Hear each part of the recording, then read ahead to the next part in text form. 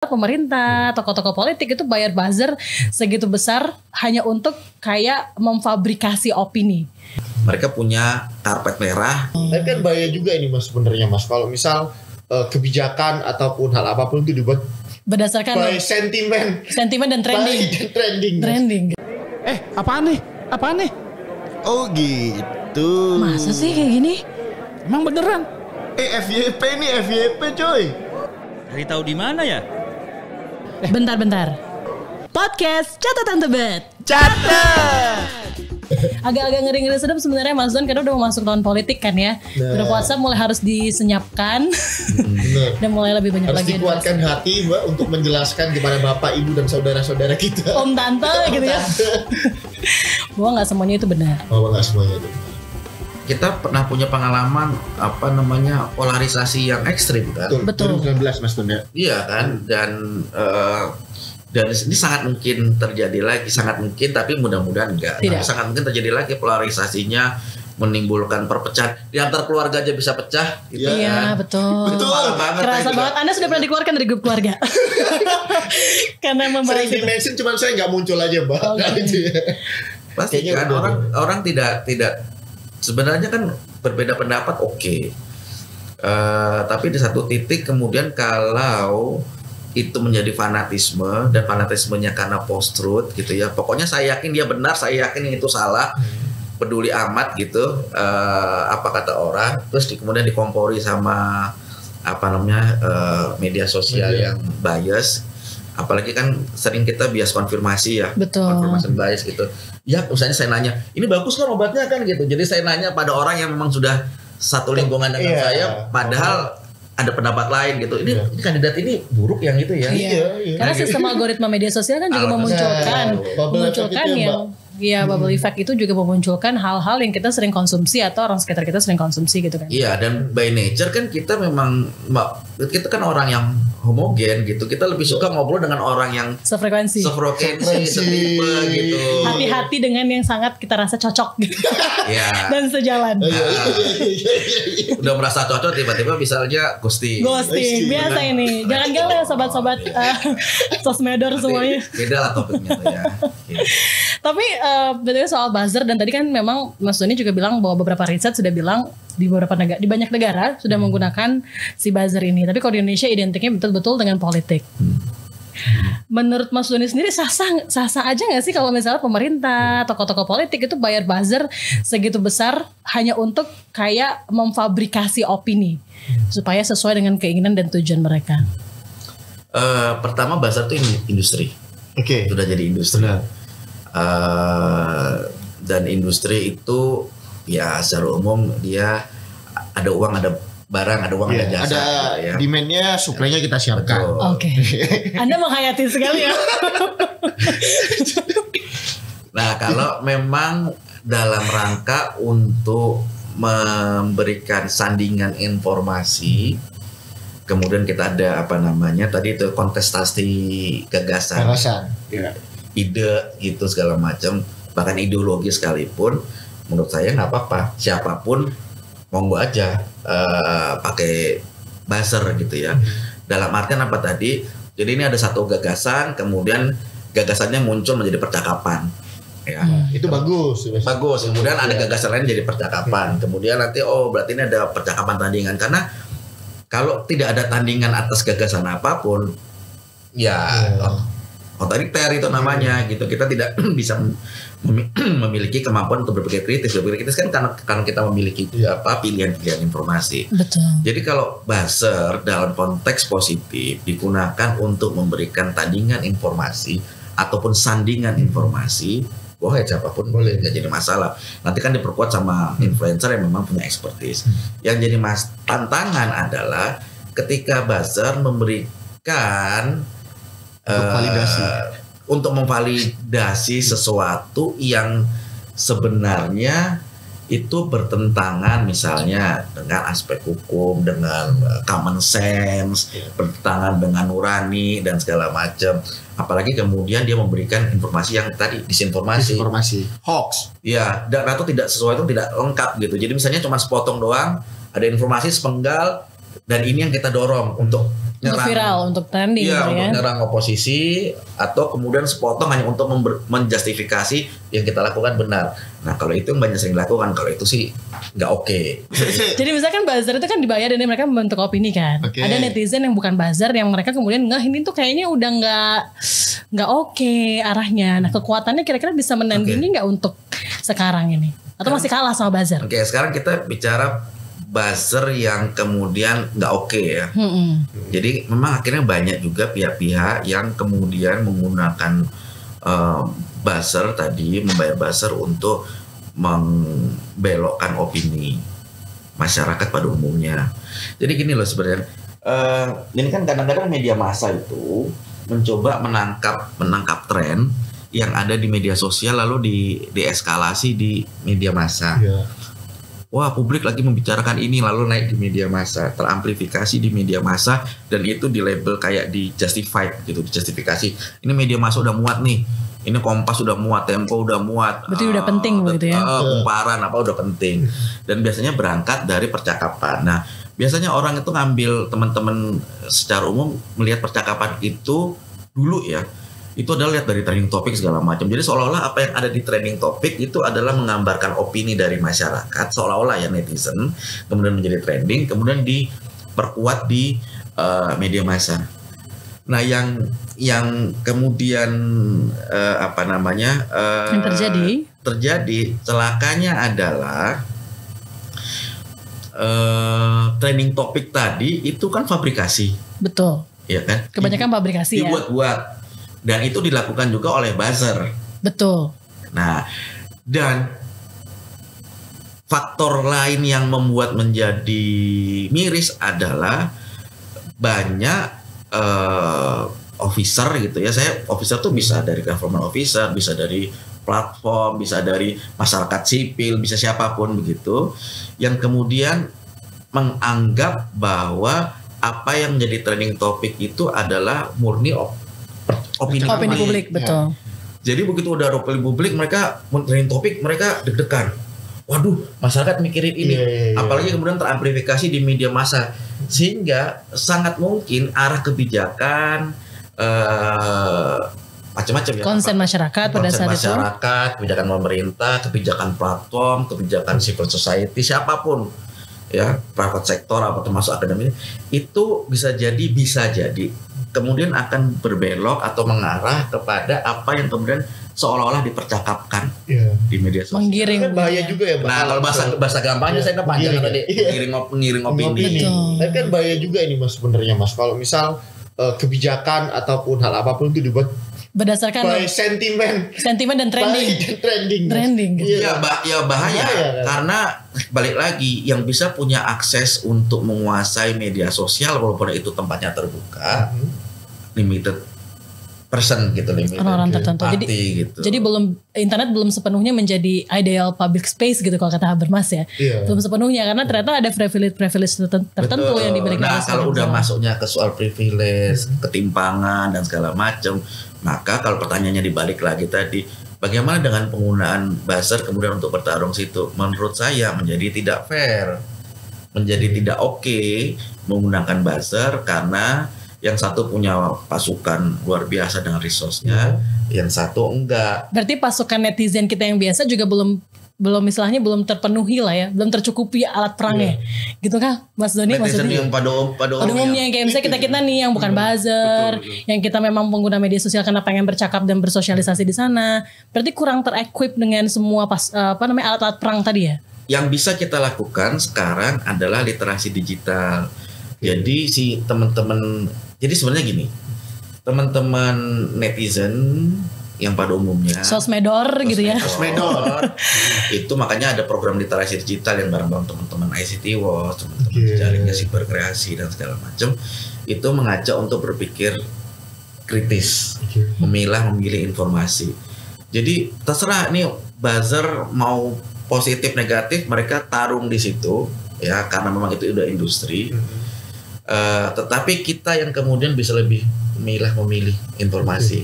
Tapi emang ngomongin soal equipment ya Mas, soal netizen Indonesia ini mereka itu punya itu loh Mas sebenarnya. Ketika ada suatu persoalan yang sama, mereka itu ada apa ya, semacam keinginan bersama untuk kayak misal kemarin nih contohnya nih. FOMO nggak sih?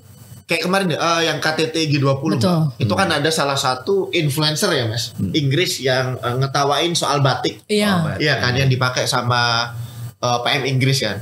Itu gimana ngelihat apa itu reaksi netizen Indonesia yang dalam waktu 1 kali 24 jam bikin akunnya langsung ke ban, Pak. Kan luar biasa itu sebenarnya kalau secara equipment udah oke loh, Mas. Betul. Ada yang ngomong tahun 2023 ini masa tahun gelap. Ada tapi juga yang ngomong Indonesia is bright spot, ya kan. Kalau kita ngomongin soal buzzer, apalagi di tahun politik, kita harus gimana nih Mas kira-kira tahun 2023 Mas? Oke, sekali lagi kalau kita berada di equal playing field, kalau kita berada di platform yang memungkinkan kontestasi gagasan, ide, ideologi yang setara antar para aktornya, itu nggak jadi masalah. Tools apapun silakan beradu di situ. Sepanjang tadi juga dilengkapi dengan kemampuan masyarakat yang critical thinking, berpikir kritisnya, Oke, gitu itu ya. sudah memadai. Literasi digitalnya sudah memadai. Nah, kita ngukur diri aja dulu nih. Oke. Apakah literasi digital kita sudah mencukupi? Tetap ada kenaikan dari tahun ke tahun, tetapi memang masih banyak PR yang perlu kita kita improve bareng. Kasih tips Mas buat teman-teman. Betul. Siapa tahu yang lagi dengerin, yang lagi nonton kan pengen terlibat aktif ya. Terlibat aktif. Untuk kemudian ini buzzer nggak bener nih, gue harus ngapain ya gitu. Oke. Jadi pertama, kalau teman-teman ini critical thinking itu sederhananya adalah kalau dapat informasi biasakan untuk punya respon pertama adalah masa sih gitu. Skeptis dulu Skeptis ya. Jadi kalau kita punya skeptis, biasain dulu deh. Ada informasi masa sih gitu. Biasanya kalau sudah punya sifat itu, yang kedua kita akan cari informasi. Cari informasi pembanding, informasi tandingan, informasi sandingan dan segala macam. Jadi kalau kita sudah punya keinginan, gue cari dulu deh, ini bener nggak sih yang diomongin, bener nggak sih yang trending, bener nggak sih yang ditulis media, bener nggak sih yang di-share di grup WhatsApp? Iya kayak gitu kan. Bahkan media mainstream juga kan kita harus skeptis. Betul. Setelah kemudian kita akan cari informasi. Nah yang jadi tantangan berikutnya adalah keahlian mencari informasi. Makanya kalau di Superkreasi itu ada digital skills juga. Kita tuh misalnya ke sejumlah daerah-daerah gitu bikin, nggak di daerah dalam artian di daerah gitu, tapi di sejumlah tempat. Misalnya kita banyak peserta yang Bapak Ibu, mari kita buka browser, itu mereka masih bingung. Coba googling, mereka masih bingung karena bagi mereka internet itu adalah WhatsApp atau medsos atau Facebook gitulah ya. atau Facebook betul. gitu kan. Jadi pertama harus punya skeptis tadi, yang kedua punya keinginan untuk mencari informasi, yang ketiga mereka tahu bagaimana nyari pakai gadget mereka nyari informasi. Nah yang keempat PR kita semua adalah menyediakan informasi yang memang benar tadi. Yang sering jadi tantangan adalah kita ngajarin orang untuk skeptis, which is okay. Kita ajarin skillnya untuk nyari untuk mencari jawabannya. Informasi. Pada saat mereka sudah bisa nyari, informasinya nggak ada. Nah, gitu. Kenapa nggak ada? Karena kalau kata orang-orang bijak nih, kejahatan itu terjadi bukan saja karena ada penjahatnya, tapi karena diamnya orang-orang yang ngerti, diamnya orang-orang yang baik. Misalnya silent majority. Betul. Kita udah tahu nih ada sesuatu yang salah gitu ya. Terus kita ntar biar aja kok akan ada orang lain. Ini kayak bagus tadi yang di-mention sebenarnya harusnya kita punya kesempatan untuk membantu meluruskan, tapi kita kan udah males duluan gitu ya. Iya, ada itu kayak mau nanggepin elah gitu. Iya. Saya sih tidak sepakat kemudian buzzer digunakan untuk mempengaruhi opini publik ya. Kontestasi itu sebaiknya dilakukan oleh influencer, karena mereka punya background of knowledge segala macam. Tapi kalau buzzer itu kan opini saya, bahwa saya tidak setuju, tapi bahwa kemudian itu bisnis dan segala macam idealnya sebenarnya jadi sebenarnya gini Mas, kalau tadi ngikutin kata Mas Tony, buzzer ini nggak boleh kampanyekan, kalau influencer boleh mengkampanyekan. Ini soalnya di gray area ya. Kalau saya sih idealismenya saya akan berkata bahwa silakan menggunakan buzzer silakan menggunakan influencer selama informasi yang disampaikan adalah memang bermanfaat, objektif, itu based on truth gitu segala macam. Tetapi yang namanya truth, yang namanya kenyataan segala macam bisa difabrikasi. Iya, kalau ada Kan uangnya jadi- bisa Iya. dibuat lah ya. Bisa. Itu kan kalau katanya si siapa tuh ahli propagandanya Nazi kan bilang kebohongan yang disampaikan terus-menerus menjadi Jadi kebenaran. kebenaran. Jadi serba salah sekali lagi. Buzzer is industry harusnya supposed to be netral gitu, tetapi kemudian ya itu tadi ada fabrikasi, ada post truth, ada algoritma medsos Media dan segala sosial. macam membuat ini menjadi tidak oke namanya, tidak oke kemudian pada praktek-prakteknya gitu. Tapi kalau kita misalnya nge-report gitu Mas di sosial media, kita ngelihat yang kayak begitu itu cukup efektif nggak sih untuk memberhentikan Jadi buzzer gini. dan misinformasi? Jumlah media sosial kayak di YouTube, teman-teman di jejaringnya Siberkreasi kayak si ST-Watch, Mavindo dan beberapa yang lainnya itu sebagai trusted flagger. Mereka punya karpet merah, jadi istilahnya kalau kita nge-flag gitu, itu langsung menjadi perhatian khusus. Beda kalau orang Kayak misal biasa itu dia kan harus beberapa orang banyak yang nge-flag baru kemudian menjadi atensi khusus kan. Nah kalau yang trusted flagger itu bisa langsung disikapi. Nah hal itu bisa dilakukan, bisa dia tanya efektif apa nggak bisa. Jadi misalnya dari kita nih bareng-bareng kita nge-flag gitu ya, seperti yang waktu kejadian Iya, netizen Indonesia itu ya Mas ya. gitu. Atau lewat report ke teman-teman yang trusted flagger tadi kayak ST-Watch, Mavindo segala macam itu bisa langsung ditendang. Tapi yang menjadi tantangan adalah itu kan patah tumbuh hilang berganti. Iya, betul Mas. Jadi ada satu lagi segala macam. Akhirnya kalau mekanisme organik itu yang dilakukan ya bisa, tetapi Lama ya. sekali lagi ini industri di belakangnya Iya sih. kekuatannya besar kan. Capek ya Mas ya. Capek. Nah, makanya perlu dibangun adalah ketahanan diri dari si netizen itu tadi. Kira-kira apa itu namanya? Pemerintah bakal ngebatasin nggak? Oke. Atau platform yang batasin terkait itu Mas? Misalnya untuk menuju ke pemilu ini kan Iya. teman-teman sudah ada sejumlah diskusi antara masyarakat sipil, pemerintah dengan Panwaslu, kemudian KPU. juga KPU ya. Gagasannya kan adalah sebenarnya bukan soal buzzernya, influencernya tapi bagaimana informasi yang disampaikan terkait dengan politik tadi itu nggak serampangan, nggak sembarangan. Mau buzzer, mau influencer, mau expert, mau siapapun adalah lu kalau ngomong yang benar gitu loh, berdasarkan fakta, realita gitu. Dan bisa dipertanggungjawabkan. Betul, bukan untuk melakukan disintegrasi, bukan buat disinformasi, disharmoni, bukan itu. Dan kalau itu secara hukum untuk bicara kontennya itu sebenarnya sudah ada regulasinya. Termasuk nanti untuk urusan pemilu sudah ada regulasinya.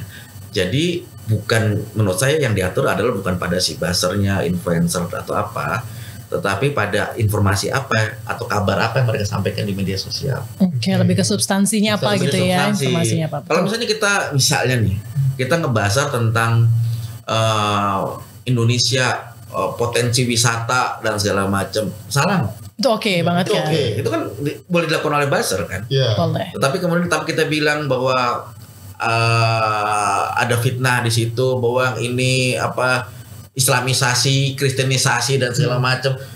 Apaan sih gitu? Nggak mengunsur kebinekaan. Nah, makanya kemudian ini di teman-teman Siberkreasi itu salah satu pilarnya adalah budaya digital. Digital. Itu ngomong soal kebinekaan, Pancasila, kerukunan segala macam. Kalau untuk CSO sendiri, ada nggak sih peran yang signifikan sebenarnya untuk menghadapi buzzer-buzzer ini di tengah gempuran buzzer? Jadi peran masyarakat sipil itu penting banget. Makanya sejumlah masyarakat sipil sekarang sudah mulai berkoordinasi satu dengan yang lainnya untuk 2024.